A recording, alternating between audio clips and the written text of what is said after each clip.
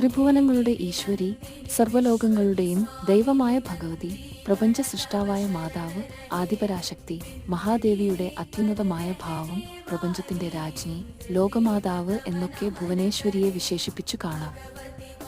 ത്രിമൂർത്തികളായ ബ്രഹ്മാവിഷ്ണു മഹേശ്വരന്മാർ, ഉമ, ലക്ഷ്മി, സരസ്വതി, മറ്റു ദേവിദേവന്മാർ തുടങ്ങിയവർ ഭുവനേശ്വരിയിൽ നിന്ന് ഉടലെടുത്തവരാണ് എന്നാണ് വിശ്വാസം.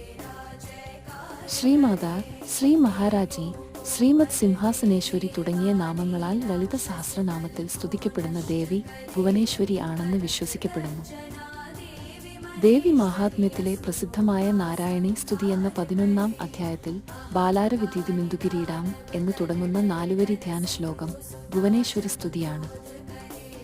അതിൽ എല്ലാവിധ ഭീതികളും ആപത്തുകളും പ്രതിസന്ധികളും അകറ്റി ഐശ്വര്യം പ്രദാനം ചെയ്യുന്ന ഭഗവതിയാണ് ഭുവനേശ്വരി എന്ന് കാണാം.